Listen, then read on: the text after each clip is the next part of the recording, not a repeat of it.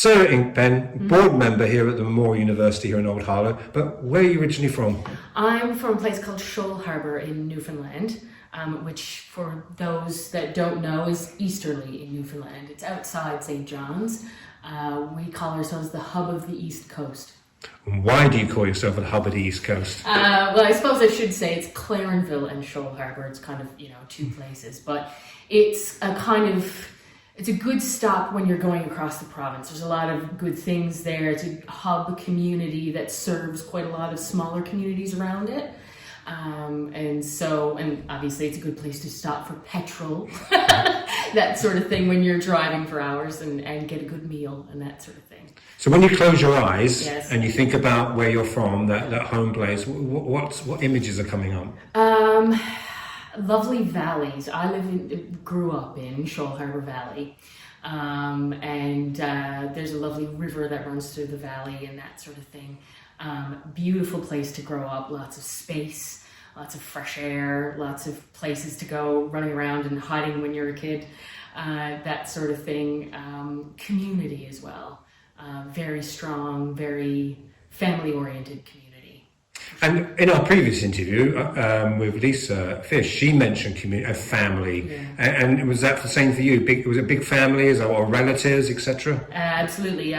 Particularly growing up in that area, my father's family and all my cousins just lived out the road, so it was very much a big extended family situation. And it's a relatively small community of people, so you know everyone, and everyone kind of feels like they're part of your extended family, which is a really lovely, comforting thing. Population? Population of the area is probably around 6,000, but individual communities kind of blend into each other at that point. So. And what was the name of your first school? The first school that I went to, which was just out the road from where we live, was called Balbo Elementary. They had to change it, however, for various reasons, because the person who they named it after, who was a general who flew over the area in World War II. And we figured we'd probably best change that, so it's now called Riverside Elementary.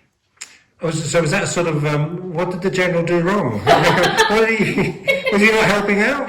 He was an Italian general, General Italo Balbo, I believe. So there are certain connotations with that. I'm not entirely sure why they named it that to begin with, but I'm okay with the fact that they changed it to Riverside Elementary, which is good because the river's just up the street from it. Who was your favourite teacher at Riverside Elementary? Oh, good question. I had a couple of really good ones. Mrs. Bailey in grade 2 was fantastic. She encouraged me with my writing, which has been really, really fantastic for my career. But Mr. Williams probably trumps them all. He taught me in grade 6. And just sorry, grade 6 is what age? Grade 6 is about 11, 12. And he was the best kind of experiential learning teacher. He would take us out on walks and kind of get us in places and talk about science and that sort of thing. And it was just really, really great way to learn. He was fantastic that way. I know when we were younger, we idealised about summers, but it sounds like you must have had great outdoor summers. Really fantastic. With the river too. You'd be swimming in the river all the time. You just go out with your friends and ride your bike everywhere. Great place to ride your bike if you're a bike rider. But we had such fun time, and in the winter time too, though, because very, very near where we are and where that community is, there's a ski hill, so downhill skiing. So I grew up, when I started downhill skiing, I was 5. I became a racer eventually, and then started teaching downhill skiing. So wintertime is equally as fun. So did you compete? Yeah, I did. Yeah. Now, I wasn't as good as my brother. I'm more of a technical skier. He's a faster skier, so he would get the medals, and I would probably get the accolades from my coach because I listened to the technical bit. So how young were you when you first put a pair of skis on? 5. Probably, yeah, 4 or 5. One or the other, that winter, whenever it was.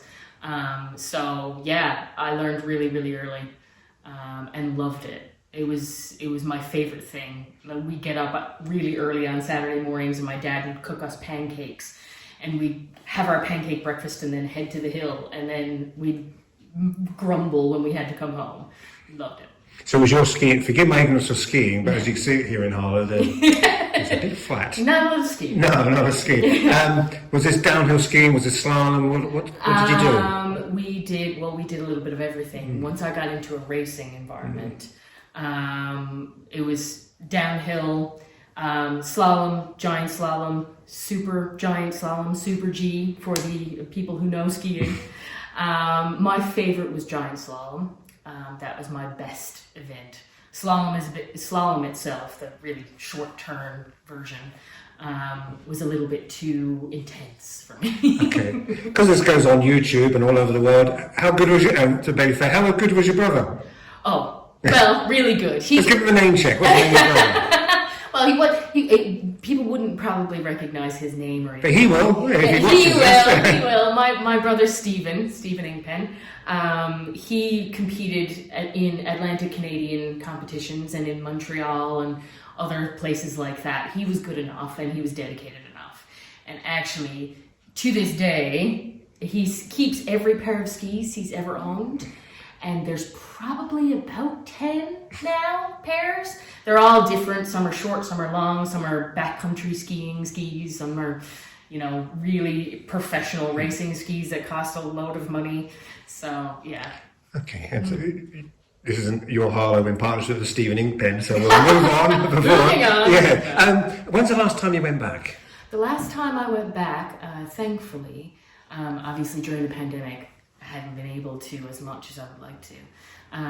But autumn 21, September and October, which is actually a beautiful, beautiful time of year to go because it's still warm, but it's cooling off and you get the different leaves turning and everything like that. It's really, really lovely. And was it great to be back to see people? Oh, I can't even describe. Home is like, I make my home here in the UK now, and I have a home here. There's nothing that compares to going home to where you came from, the people you grew up around, your parents, your family. It's just a whole, and after having been away for so long and had to be away for so long, it was just so profound to actually step off the plane and go, I'm home. If we went to your house, is there anything in there and somebody would say a Canadian lives here? Oh, good question. Probably a few things. Pieces of art that are identifiably Canadian for sure, that my mother has curated over the years. Very identifiably Canadian literature as well. We're big readers in my family, so we have designated parts of the library at home that are books, Canadian books. So. And if you were recommending, somebody said, I'd like to read a Canadian writer, novelist, poet, whatever, who would you recommend? Oh, I have a good one for this. Kevin Major, who is a Newfoundland writer. And actually, when I first came here to Harlow, he and his wife came, and they were he was a writer kind of in residence when we were here studying.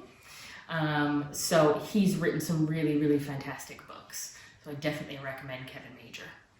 And so you look fondly on, would you recommend, you look fondly back on your time at home when you were growing up, and you would recommend people, if they can, drop in? Absolutely. Oh my goodness. I mean, we could sit here and talk a long time about that. But as I say, one of the most lovely times of year is go in September, October, if you can. Like mid-September into those few weeks, it's just beautiful weather. Summertime can be a little hit or miss, but go out beyond St. John's. People think of Newfoundland and they kind of associate it with St. John's, and St. John's is beautiful, but go out into the wilds of Newfoundland and enjoy it. It's just, I didn't leave because I don't love home. Let's put it that way.